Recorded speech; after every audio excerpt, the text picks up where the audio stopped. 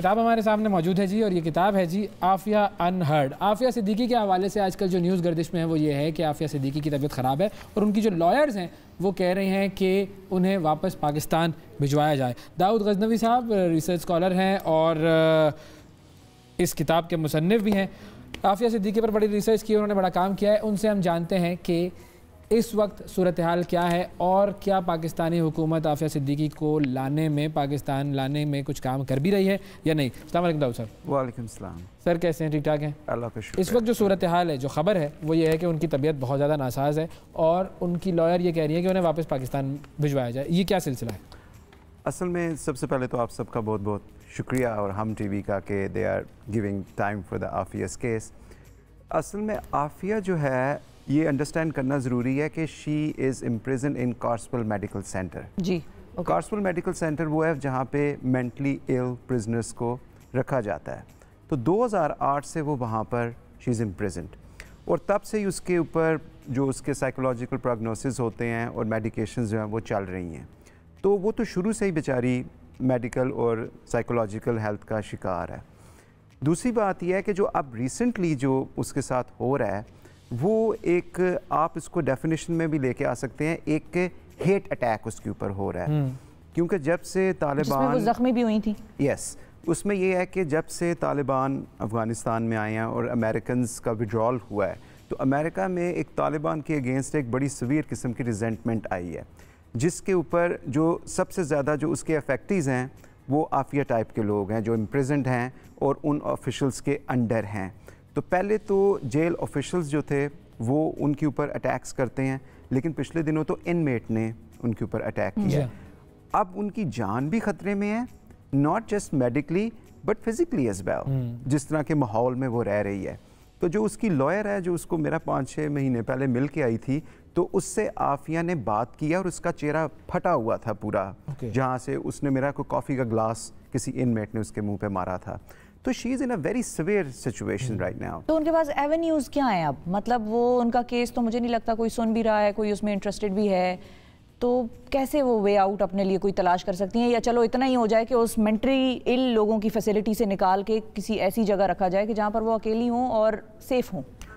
असल में इसमें अनफॉर्चुनेट चीज़ ये है कि मैं 2018 में इस केस के साथ कनेक्टेड हुआ था और हमने इस केस को सुप्रीम कोर्ट में जब पिकअप किया था तो उस वक्त मुझे फ़र्स्ट टाइम पता चला था कि what is going on with her.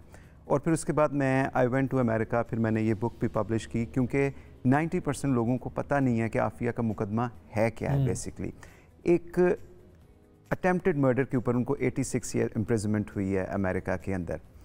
अब प्रॉब्लम ये है कि जब मैंने 2020 में, इनके लॉयर थे चार्ल्स स्विफ्ट, जिन्होंने इनका मुकदमा उधर ट्रायल कोर्ट में साउदर्न डिस्ट्रिक्ट कोर्ट न्यूयॉर्क में कंटेस्ट किया था, उससे मैंने बात की थी कि मैंने कहा कि इसके पास कौन सा लीगल एवेन्यू अवेलेबल है। तो उन्होंने कहा कि इसकी मेंटल हेल्थ ग्राउंड्स पे इसको कंपैशनेट रिलीज़ अमेरिकन कोर्ट से मिल सकता है। मैं उनको पाकिस्तान लास्ट ईयर लेके आया था। फिर उस वक्त हमारे अटॉर्नी जनरल थे अनवर मंसूर खान साहब। अनवर मंसूर खान साहब और हमने ये प्लान किया था कि हम प्राइम मिनिस्टर को इसमें कन्विंस करेंगे और इस केस को अमेरिकन अदालत में पिकअप करेंगे। अनफॉर्चुनेट ये हुआ कि अनवर मंसूर खान साहब रिज़ाइन कर गए, तो वो मसला वहाँ का वहाँ चला गया।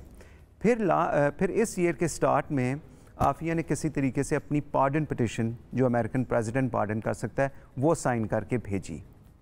अब उसके लिए सबसे ज़्यादा ज़रूरी ये है कि जो अमेरिकन प्रेसिडेंट के करीब लोग हैं, आप उनसे लॉबी करें कि भाई ऐसे प्रिजनर को छोड़ा जाए, लेकिन वो पाकिस्तान की तरफ से कोई मूवमेंट नहीं हो रही। उसकी असल वजह यह है कि मैं लास्ट वीक अमेरिका से आया हूँ, तो जो बाइडन के बहुत करीब 2-3 सेनेटर्स हैं और कांग्रेस वूमेन है एक शीला जैक्सन ली, जो पाकिस्तान के साथ भी बड़ी कनेक्टेड है, उनसे मेरी मुलाकात हुई है और मैंने उसको बड़ा डिटेल में एक्सप्लेन किया है कि आफिया का केस है क्या है। और आप यकीन करो कि उसने मुझे कहा कि उसने कहा मुझसे आज तक कभी किसी पाकिस्तानी ऑफिशियल ने आफिया की बात तक नहीं की। अच्छा, दिस इज़ वेरी अनफॉर्चुनेट कि हम यहाँ पे उसके नाम पे वोट भी लेते हैं, उसके नाम पे अपनी रिलीजियस कैंपेन्स भी करते हैं, लेकिन ऑफिशियल लेवल पे हम अमेरिका के साथ कोई बात नहीं करते। तो मेरा ख्याल है कि इस वक्त इमरान खान के पास बड़ा ये गोल्डन मोमेंट है कि वो अमेरिकन ऑफिशियल से बात करे। अगर वो अमेरिकन ऑफिशियल से बात नहीं करते तो ये जो लीगल एवेन्यू हमने दिया है इस पे हम काम करने के लिए उनके साथ तैयार हैं। लेकिन बड़ा अनफॉर्चुनेट है जो हमारा फॉरेन ऑफिस है अमेरिका में भी, वो एम्बेसडर साहब मेरा भी चले गए हैं या हैं, he is very very very uninterested. Asad Khan साहब वो चले गए, हाँ वो चले, बट वो बहुत अनइंटरेस्टेड थे। जब मैं शीला से मिला था तो वो और मुशाहिद शीला से मिलने आए हुए थे, तो वो उस वक्त उनकी बॉडी टोन से जब मेरी उनसे बात हुई, क्योंकि मैं भी शीला से मिलने आया हुआ था, तो वो किसी टाइम में नहीं था लगता कि वो रेडी हैं। अच्छा, अब खान साहब की जब आप पुरानी तकरीरें सुने तो उन्होंने आफिया के केस को उठाने के लिए और बड़ी भरपूर तरीके से अपने जलसों में आफिया का जिक्र किया है। जब से वो पावर में है एज द प्राइम मिनिस्टर पिछले 3-3.5 साल से, क्या उनकी तरफ से या पीएम ऑफिस की तरफ से कोई ऐसी मूवमेंट हुई है आफिया के फेवर में? इसमें सबसे अनफॉर्चुनेट चीज़ पता क्या है, आज शाम को 4 बजे मैंने फिर अली महमूद खान से मिलना है इसी इशू पे। प्रॉब्लम ये है कि कैबिनेट में इस बेचारी के ऊपर स्प्लिट है।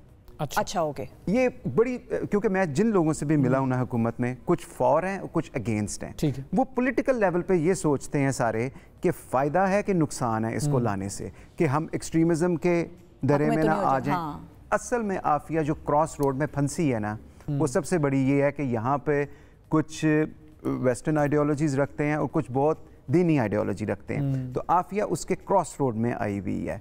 इमरान खान इन पर्सन तो मैं समझता हूँ कि ही इज़ इंटरेस्टेड। नहीं तो वो जो ह्यूमन राइट है, वो तो चाहे आप किसी के अगेंस्ट हो या किसी के फॉर हो, जो आपका बुनियादी हक है, जो अपील्स का राइट है आपको, वो तो आपको मिलना चाहिए। उस पर तो किसी किस्म का डिबेट होना नहीं चाहिए कि भाई, चाहे मुझे पर्सनली बहुत सारी चीज़ें ऐसी हैं जो मुझे लगता है इसमें भाम है या इसको मजीद क्लैरिटी चाहिए, लेकिन एज अ ह्यूमन उसको मैं इतना राइट तो दूंगी कि वो आके अपनी बात करे और उसको मार धाड़ ना हो उसके साथ प्रिजन्स में।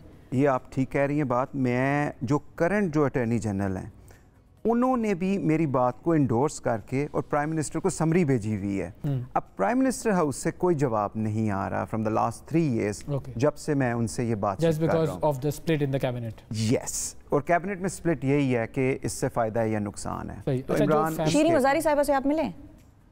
नहीं, मैं अभी उनसे नहीं मिल सका। वो मिनिस्टर है ह्यूमन राइट्स की पाकिस्तान में। मैं आई वुड लव टू सी हर, लेकिन आजकल यहाँ पे मिनिस्टर्स को मिलना भी बड़ा मुश्किल है। सही है। अच्छा, फैमिली जो है आफिया की, वो इस वक्त कहाँ खड़ी है, उनका क्या मौक़िफ़ है? क्योंकि जब आप मेंटल हेल्थ की बात करते हैं तो फैमिली भी कंफर्म कर रही है इस चीज़ को, और वैसे भी क्या जो मेंटल हेल्थ है इस वक्त आफिया की, वो किस स्टेट में है?